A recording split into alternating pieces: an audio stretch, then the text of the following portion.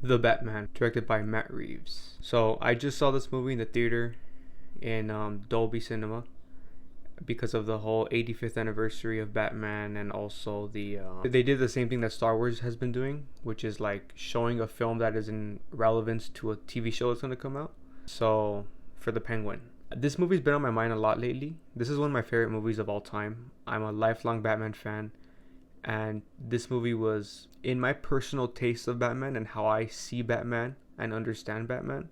This movie is near perfect, if not perfect. I'm always kind of thinking about this movie, but especially lately, it's just really been on my mind. So when this was announced, I was like, this is perfect. A viewing experience in the cinema one more time. Yeah, perfect opportunity to make this video because I knew at some point I was going to talk about this movie. So here we are. Honestly, this movie feels unreal to me. Like, I've seen this movie like 10 times. Not even kidding. I've seen this movie about 10 times at this point. Still, when I was driving home from the theater, I just was thinking to myself, like, that's crazy that this movie exists, because I had many moments in my life, in my last job, like in 2020-ish, where I would just be fantasizing about myself directing a Batman film or writing a Batman film, or just in general what I would want to see. What type of vibe would I want, you know? It's crazy, but so much of what Matt Reeves did is my interpretation of Batman, of Gotham, and just all that. I will say Robert Pattinson is not perfect to me, but I do not dislike it at all. I really love it. I think it's a really bold choice. I think he adds something that I didn't expect, and perhaps something that I don't have the wisdom or creativity to make that sort of decision like Matt Reeves. But yeah, just like his emo vibe, it being so in your face and so literal is not something I would have done. But I fully understand it and I embrace it. I embrace the look that he has. And I see the vision. I see Matt Reeves' vision of him being this very inward, tortured, angry, emo Batman, Bruce Wayne. And he's young, you know. Why would he be a perfect superhero in the beginning? You know, that is a little unrealistic. So I see the vision, I see the journey here, and I embrace it and I love it. I watched this movie so many times. I see the path that Matt Reeves has laid out for this iteration of Bruce Wayne, and how in the next movie he probably will be a very, maybe not the perfect traditional Bruce Wayne, very close to the perfect Bruce Wayne, you know, like Ben Affleck. And in my opinion, I think Ben Affleck's the perfect Bruce Wayne, and I think many people share that opinion as well. Even if you're not a fan of Snyder's films, Ben's amazing. So there's that whole aspect of it. There's also the gothic vibe, the architecture. Like, it was such an interesting choice to shoot most of this movie in Scotland, in Edinburgh. And yeah, the architecture is so unlike Christopher Nolan's take, even Zack Snyder's take. And I much prefer the Gotham in this movie. I think a lot of that's the thing. I feel like this movie is an amalgamation of Burton, Nolan, and Snyder. And it's just all, in my opinion, all the best things that all of those directors did is in this movie. Like, you have like the fantastical, mythical Gotham that exists in Burton's Batman, and then you also have like the realistic, grounded version of Batman that is existing in Nolan's, and you have the comic book accuracy that exists in Snyder's. I love the balance that Matt Reeves did with what things are going to be realistic and what things aren't. Like little things, like I love how the movie's so grounded in reality, but little things like Selena Kyle doing her parkour out her window, that's unrealistic. But like, if I feel like if something like that happened, or when those types of things did happen in the Nolan films, it did feel a little comic booky and it stood out. And I feel like in this movie, it just flows. It's the perfect tone. And as I was saying earlier about Bruce Wayne, that take, or not even Bruce Wayne, sorry, the take on Batman. I love how this Batman is angry. Like, when he's out there fighting crime, he's not fighting, well, he is fighting crime, but he's not a hero. And I love that. I love that this movie is his journey to becoming a hero. Because he's not a hero in this film. He's a punisher. He's not saving people, really. He's just punishing criminals. He's letting out his rage, his resentment, his anger for his pain. I remember seeing the trailers and I was already having that perspective. And then I remember in the DC Fandom event, I think Robert Pattinson said as much in an interview, saying that every fight is like personal for him. And I love that. I love that, those little details, and I love that perspective on Batman. And something that just every time stands out to me, it's just so perfect, is the opening sequence.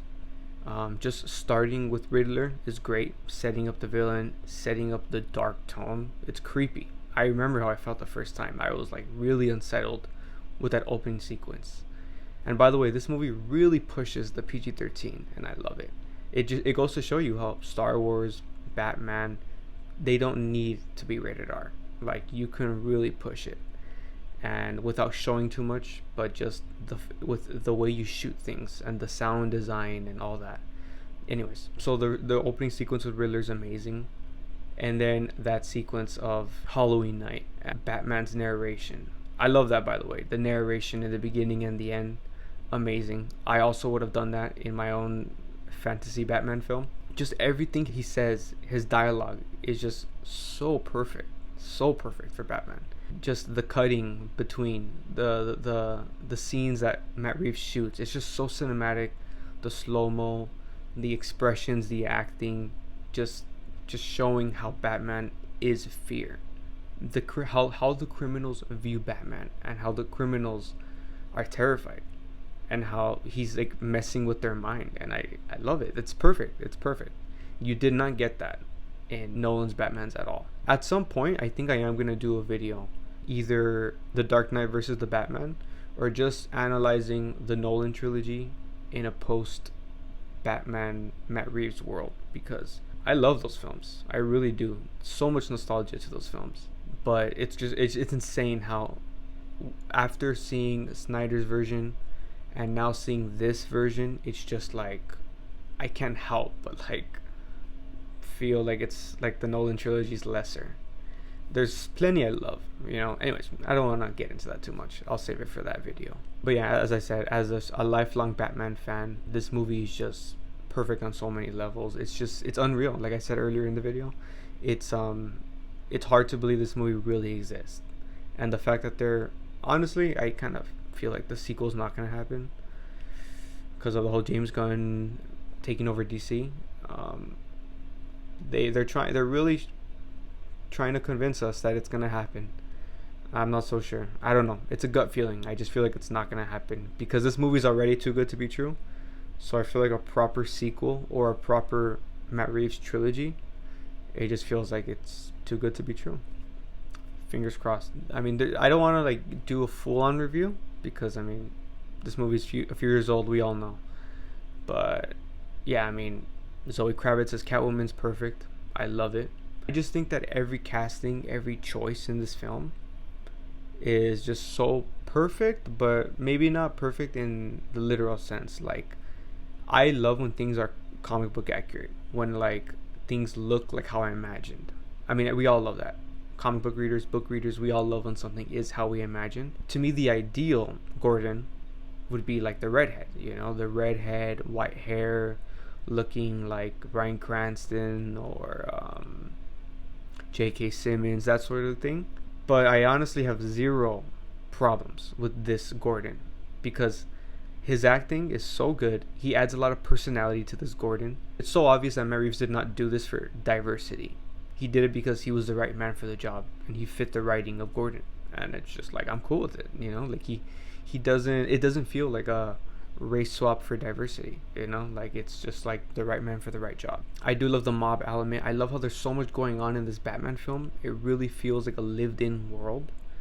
And it's just like the Batman lore is so good. Like hearing these names, Maroni, Falcone, the Iceberg Lounge, Bloodhaven, just like all these names that are so essential to the Batman lore, to the Gotham lore. Just hearing these names thrown out like crazy, and the actors that are saying these names is just so good. It just makes me, like, it makes the little child, the fan in me, just get so excited, and I love it so much. The cinematography, also obviously Greg Fraser, amazing cinematography. The music's amazing. Honestly, the music, it took me a little bit to come around to it. I love the theme. The Batman theme is great. But I remember after seeing the movie initially, I did feel like the score was a little weaker. It was a little more subtle. And as I've mentioned in my other videos, I love scores that are more bold and more they take control of the scene. And that's very much a subjective thing. Some people feel like a score should disappear in the background and subconsciously enhance the scene. But after a few viewings, I'm like, no, this score is amazing. It's very classical. It's a little jazzy, but I don't know why I said it that way. It's not a bad thing. It's a little jazzy, but it's mostly like a dark classical, dark academia vibe. I love it. I love it. It's great. The song in the credits. When I saw it in theaters, I stood for the whole thing to see the Penguin sneak peek, and man, Michael Giacchino really goes for it in that song. Like the beginning of it is just normal Batman theme, and then it's like a piano solo that's just really dramatic and intense, and it's really good. So that's great. But yeah, I think that's all I'll say for now. I didn't have a exact direction I wanted to go in this video. I just wanted to express because, like I said, I love this movie so much, and a perfect opportunity because the movie was just in the cinema. Let me know your thoughts on the Batman. I think it's pretty universally loved, but there's a lot of random people online that I have respect for, like their opinions. And yeah, some of them don't really love this movie, and it's interesting to me that yeah, like I wonder what their problems are. So yeah, let me know your guys' thoughts. Thanks for watching.